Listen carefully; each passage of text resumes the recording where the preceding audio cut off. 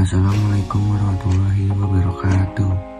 Perkenalkan, nama saya Raffi Afriansyah dari kelompok 2, dan juga perkenalkan rekan-rekan saya Alkaf Zafril, Putri Pratiwi, dan Nadira Arin. Kami di sini akan menjelaskan tentang ragam dan laras bahasa. Ragam bahasa adalah bahasa menurut pemakaian yang berbeda-beda menurut topik yang dibicarakan, menurut hubungan pembicara, kawan bicara, orang yang dibicarakan, serta menurut medium pembicara. Dan timbul dua pokok, yaitu bahasa baku dan bahasa tidak baku. Contohnya saat di sekolah ataupun di kantor kita menggunakan bahasa baku. Dan apabila di rumah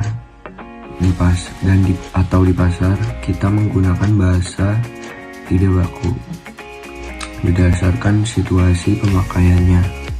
Ragam bahasa dapat dibagi menjadi 3, yaitu ragam bahasa formal. Ragam formal digunakan dalam situasi resmi. Ragam semi formal. Ragam ini memiliki ciri mengikuti kaidah dan aturan yang tetapi tidak secara konsisten dilakukan pada saat tertentu. Ragam non-formal.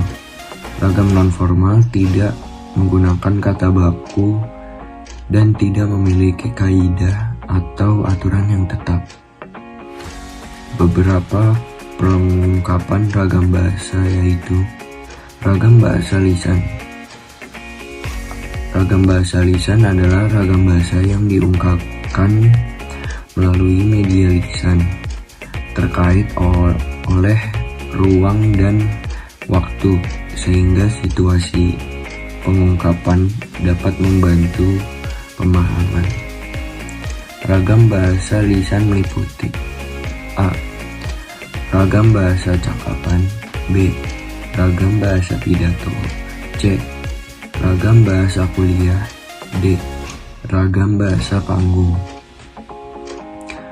Kelebihan ragam bahasa lisan dapat disesuaikan dengan situasi, faktor efisiensi, faktor kejelasan pembicara menambahkan unsur lain berupa tekan dan gerak anggota badan, faktor kecepatan. Pembicara segera melihat reaksi pendengar terhadap yang dibicarakannya.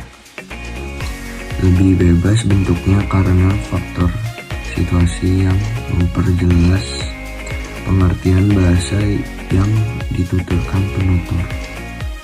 Guna bahasa lisan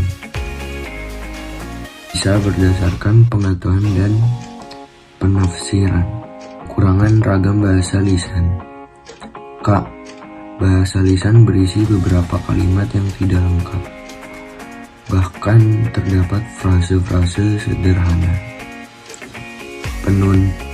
Penutur sering mengulangi beberapa kalimat.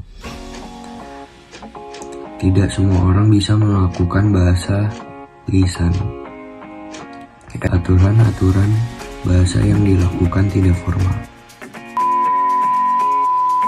Ragam bahasa tulis adalah ragam bahasa yang ditulis atau dicetak, dan ragam bahasa tulis pun bisa berupa ragam bahasa tulis standar ataupun non-standar. Kekurangan ragam bahasa tulis: yang pertama, dijadikan alat atau sarana sebagai memperjelas pengertian bahasa lisan itu tidak ada.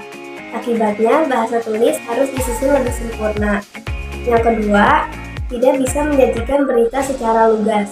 Yang ketiga, harus memerlukan kesesamaan yang besar karena bahasa tulis tidak bisa dipengertian ragam bahasa tulis. Yang pertama, informasi yang disajikan bisa dipilih untuk dikemas sebagai materi yang menarik dan menyenangkan. Yang kedua, umumnya memiliki kedekatan ilmu budaya dengan kehidupan masyarakat. Yang ketiga, bisa memperkaya kosakata yang meliputi ragam bahasa. Yang pertama berdasarkan pokok pembicaraan, yang kedua berdasarkan media pembicaraan, yang ketiga berdasarkan hubungan sosial antar pembicara.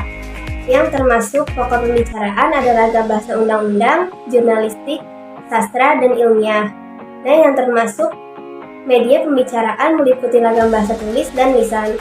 Yang termasuk bahasa lisan ada ragam pidato, cetakan, kuliah, panggung. Dan yang meliputi ragam bahasa tulisnya ada ragam bahasa surat, catatan, teknis, dan undang-undang. Nah, yang meliputi hubungan sosial antar pembicara ada ragam bahasa resmi, tidak resmi, agak resmi, santai, dan akrab. Laras bahasa adalah ragam bahasa yang digunakan untuk suatu tujuan atau pada konteks sosial tertentu. Banyak sekali laras bahasa yang dapat diidentifikasi tanpa batasan yang jelas di antara mereka. Definisi dan kategori laras bahasa pun berbeda antara para ahli linguistik, di antaranya menganggap laras bahasa sebagai pola bahasa yang lazim digunakan mengikuti keadaan tertentu. Menyatakan seorang penutur dalam situasi berbeda-beda akan menggunakan laras mengikut situasi sosial yang berlainan. Ciri-ciri laras bahasa. Menurut Nick Safiah Karim 1989, kajian terhadap laras bahasa perlu mempertimbangkan dua faktor yang utama, yaitu ciri keperihalan peristiwa bahasa dan ciri linguistik yang wujud. Ciri keperihalan pula dibahagiakan kepada dua aspek utama, yaitu situasi luaran dan situasi persekitaran. Situasi persekitaran pula meliputi aspek-aspek yang terlibat secara langsung dalam penggunaan bahasa. Jenis laras bahasa terbagi menjadi tiga, yaitu tajuk wacana, cara penyampaian wacana, dan juga gaya wacana.